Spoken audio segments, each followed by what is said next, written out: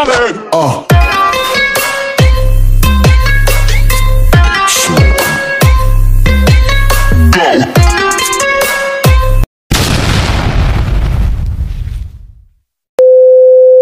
guys, welcome back to our YouTube channel.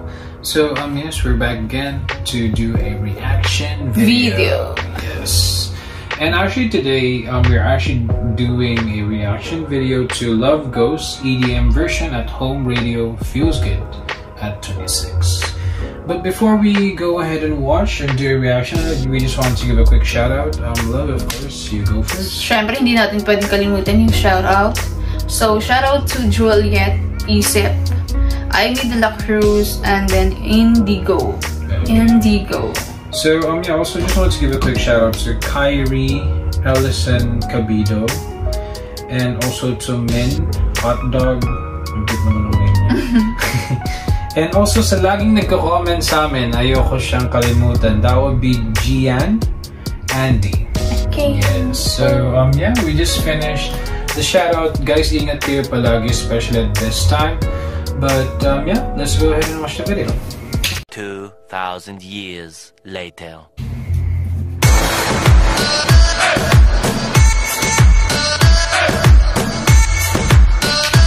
Hindi pa na-start pero parang gusto ko na siya. Intro pa lang na parang okay, alam ko na, parang nasa playlist ko na ito mamaya.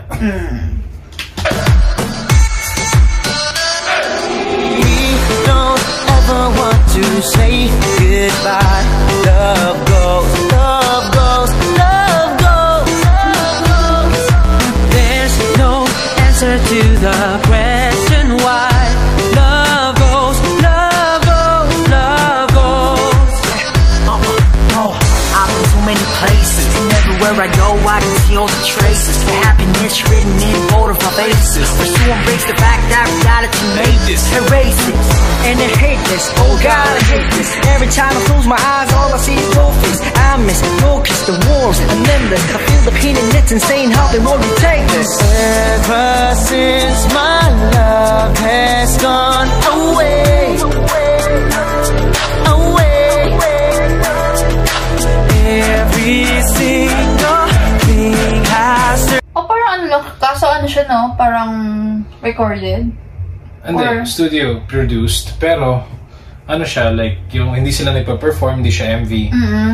Pero ano, tawag dito, since you already did a reaction on Love Ghost plus yung sa YouTube Fan Fest, yeah, actually I didn't expect that much na sa songs, isa lang na natin yung song mismo na pakinggan natin. Pero this, napansin ko lang sa MV, sa video na to, parang chill lang din siya, hindi siya like yung hype na hype compared dun sa YTFF version. So far yan po masasabi ko, hindi pa naman tayo nakapunta ng chorus. Hindi na chorus na pala. Oo. Yeah, let's just watch the video. Too great, still I don't wanna say goodbye. Cause I could still be you. You took my heart away. You know I can't live without you. All I need is your love. So won't you take me with you? Cause I don't know what to do. You're the one I love, the only one I'll never say goodbye.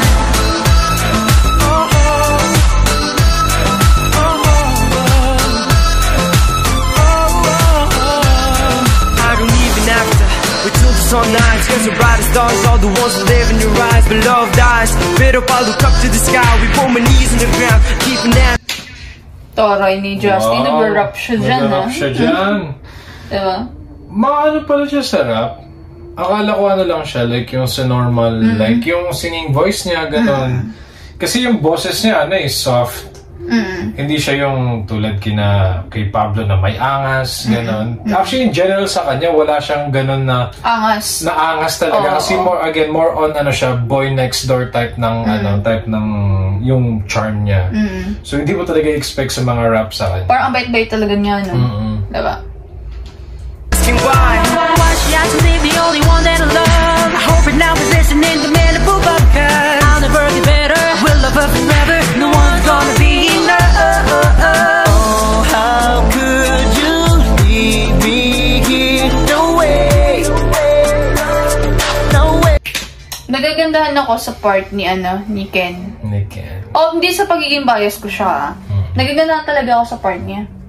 Diba? Iba yung iba yung tawag nito, iba yung atake niya sa part na yun. Tsaka nag-iiba yung yung kanta.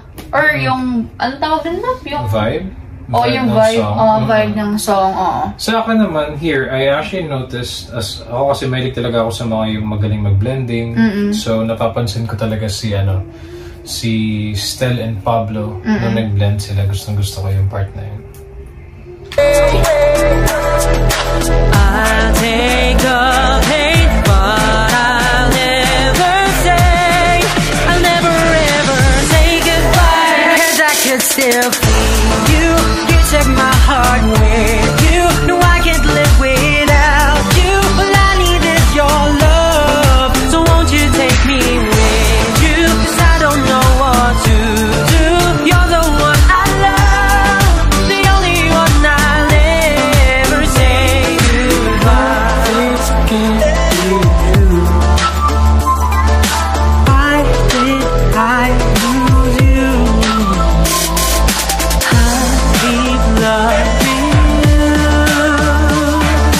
I don't wanna say goodbye, never say goodbye, 'cause I could still feel you. You took my heart with you. No, I can't live without you. All I need is your love. Bagay talaga sila sa kanila lagi pag pagputi yung nila. Yung damit nila. Bagay talaga. Ang clean nilang tingnan. Sobra. Ang pogi-pogi nila tingnan, ganun.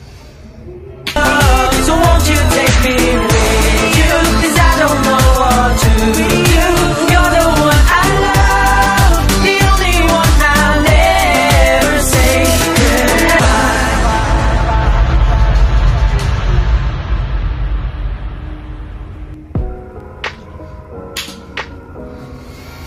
Okay, so ikaw, ano masasabi mo sa kanta? Masasabi ko sa kanta siguro syempre narinig ko na nga siya sa YTFF.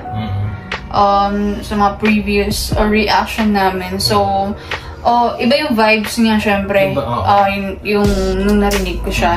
Syempre hindi lang yung total, hindi lang yung full song yung narinig ko na syempre diba? Ano siya parang like hati. Oo, mahaba kasi yun sa YTFF. So syempre siguro 50-50. Kasi narinig ko na siya.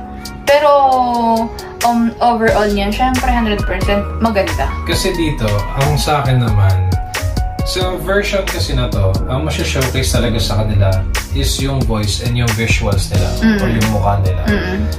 Kung gaano sila kanit tignan, kung paano nila i-deliver talaga yung song. Para siyang, meron kasi kami tinatawag lang, since hindi ka K-pop like fan like me before, meron talagang mga video sa YouTube na tinatawag na color-coded lyric video. Parang ganun. Kaso ito sa kanila, since di naman siya lyric video, sina-showcase lang kung anong part sila doon para alam talaga ng fans na, especially sa tulad sa amin na bago pa lang sa sa SB19, alam na, ito pala talaga ang boses ni Stel, ni Pablo, ni Ken, ni Josh, ni Justin. So, dito talaga, ayun nga, again, lang siya, it's just showcasing their voice and their visuals and their lines sa kanta. Unlike no sa YTFF na may mga parang ibang version, ibang twist sa tsaka may sayaw kasi yun. May sayaw talaga. O kaya nadadala ka. Parang sobrang ang ganda ng kanta. Parang mapapaganon ka talaga. Kasi, syempre, pag may sayaw, kumbaga nag-iiba yung flavor. Diba? Dito kasi ka lang like, plain lang. Diba? Ganun lang. So, wala kang masyadong makikitang. Just appreciate that. So, iba din eh. Iba yung yun talaga ang yun ang makapansin mo every time there's a diyan mo malalaman yung difference every time na may performance sila na from a fan fest or concert sa normal ones. Totoo. Kasi may certain twist sila sa na magkaiba sa sa studio produce and sa performance talaga. May madadagdag ka pa ba? Ayun, syempre, yung sinabi ko kanina, hindi mo pa rin talaga masasabing mali-left out.